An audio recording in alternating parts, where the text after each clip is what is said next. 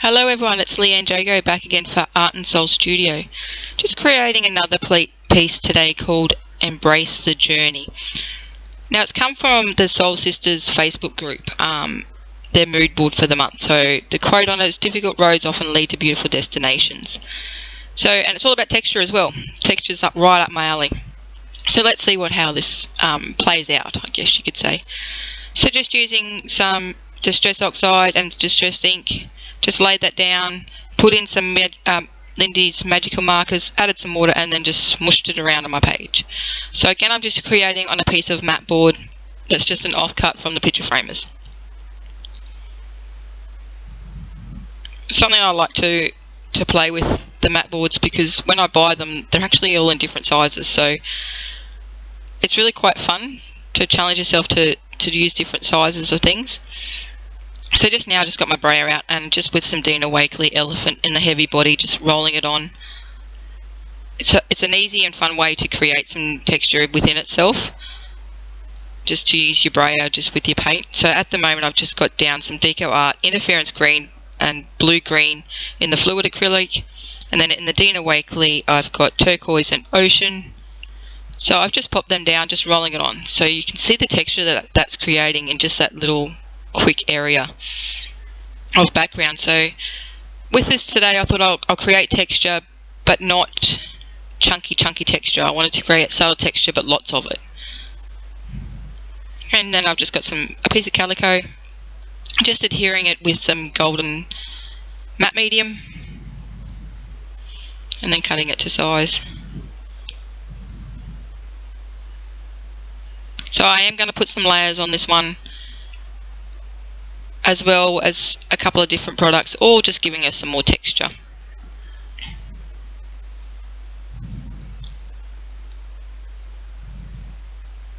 Okay, so then I just got out a glue stick, just a cheap glue stick, and some embossing powder. It's a weathered white one from Holtz. And then I'll heat set it, but I don't heat set it very well, as you'll see in a minute. So then that piece of calico I'm finding is too stark. It's just like it's a piece of thing stuck on there, which is not what I wanted. So I just got some Liquitex modeling paste and some ink in a yellow orange and a cadmium yellow. Added in some of that Distress re-inker that I've got in the linen, and then just scraped it over this. So there is a bit of texture in it, so it does give it a bit of body. When you've actually done it as well, because I didn't heat set the embossing powder properly, it's actually, some of the embossing powder's gone wherever it wanted to as well, which created another subtle texture. I'm happy with that, so I don't mind one little bit.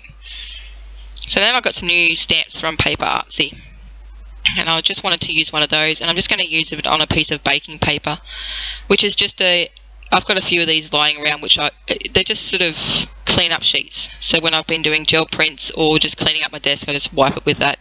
And it's really good for using for backgrounds and stamping. I love putting stamps on things, and we all know when we try and stamp onto a piece of textured background, the stamp doesn't work. So I like to use the baking paper because it doesn't give that heavy outline that a piece of cardstock or something like that would.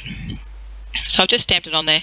As you can see, I didn't like the triangles down the side of the girl, so I just cut them off, wiped them off before I stamped it, which worked pretty well.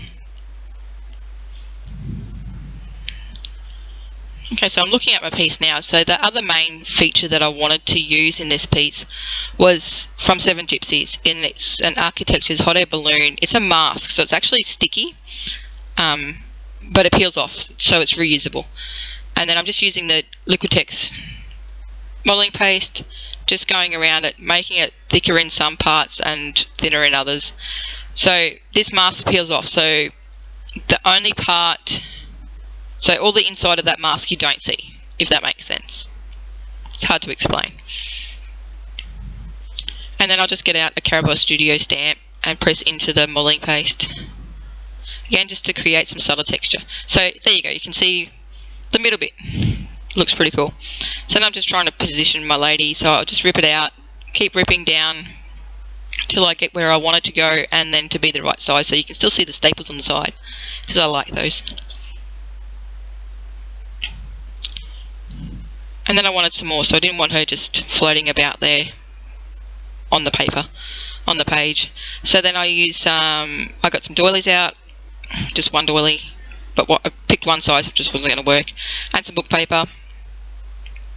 So again with the gel medium, just layering these up just to create a little bit of interest.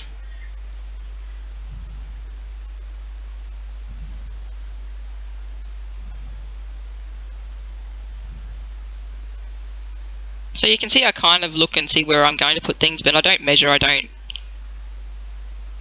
accurately put anything down, I suppose you could say. It's all a bit random, it's all a bit wherever that particular page takes me on the day.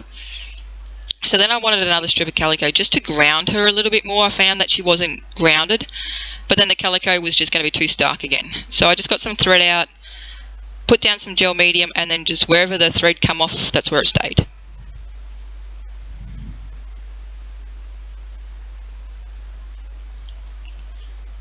So again, the calico was too stark, so then I just get some of the Oxide, wipe it on there, put some of that stamp pad on. So the same colours that I used at the initial start.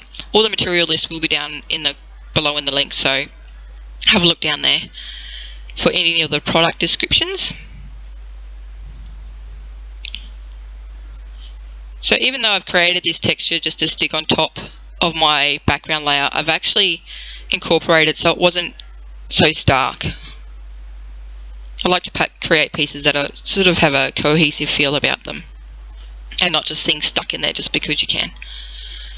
So just using one of my favourite products at the moment, which is a DecoArt Crackle Paste. Just again creating some texture, and to go around where that baking paper sits so that there isn't a stark join. Okay, now to work on the hot air balloon. So just with the Stabilo mark salt in the black. Adding some water now.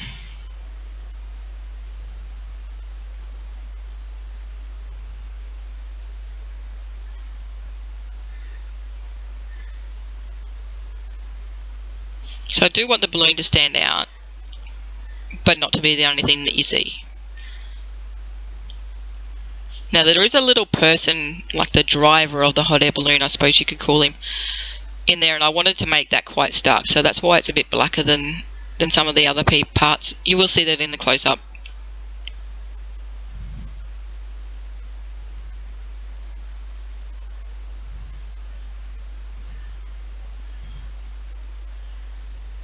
So now I'm thinking the hot air balloon is a bit stark, so again with my finger I just use some Crackle Paste in the hot air balloon, the balloon part, and then in the wings just using some Atelier. It's a heavy gesso primer, so it's quite thick, just dabbing it on, so then again that's creating another texture as well. So there's lots of layers and lots of textures within the piece, but I think that's what makes it whole, I suppose, and it makes me happy, so that's why I do it. Again, just around the board, creating a border with the Stabilo. Again, just to make it all cohesive, everything comes together nicely. It sort of just ties everything in, so it's not just a hot air balloon just floating around on something, it's grounding it all. Now I'm thinking that I don't like how white that is in the balloon, so I just added some, it's the ruby and the Dina Wakley, and then I thought, now that's too red, so then I'm wiping it back, but it actually fills some of those cracks really nicely. And then just with the magicals in the yellow, added that to the top, and then I just used the graphite pencil to make the textures or the weaving of the baskets, and then again added some more magicals and some water just to let it go wherever it needed to go. Okay, so now I'm using a Tim Holtz stencil, which is one of the new ones, and it's really cool, it's really textural, really good for making marks. So this is just some X's that are on there, just with a Prima Colour Philosophy stamp pad, and then I use a Fired Brick one, and these ones are just little lines. Again, it's just adding texture, it's adding focal points, not really focal points, just a little bit of something something. Again, just re-outlining that balloon. I'm really liking where this goes, and then I want to put a little, just a little something in the top there, so it just says think outside the squares, which is, you know, something that I like to try and do all the time. Just adding some more colour with those brayers. And then with that quote, where the quote is difficult roads often lead to beautiful destinations, I'm thinking she needs a road. So I just used a graphite transfer paper. So just to create a subtle road. And again, it gives us something to stand on, I suppose you could say as well. And I'm just swiping around some of the gesso primer there. And then for the quote, I wanted to use my little click-clack machine because I just didn't have the right words. And yes, it took me 3 goes to get destination spelled right. I don't know what I was thinking, but anyway. And then the Embrace the Journey is actually one of the Tim Holtz Ideaology. It's a chipboard, I suppose you could say, quote, so it's quite chunky. When I was looking through words and through my collections of words and phrases and everything for the title, for the quote, sorry, that one popped out, and I'm thinking, well, that's exactly what this quote is all about: embracing our journey and embracing the roads that we have to take to get there. So I thought that was quite apt and appropriate for this. So I just stuck it down there with some 450 glue because it is quite a chunky piece, and then I just put on some distress oxide and water just to make it not so stark, that little title piece. So we're nearly done, and then the staples were too stapley silver, so I just coloured them in with some black pen. So there we go.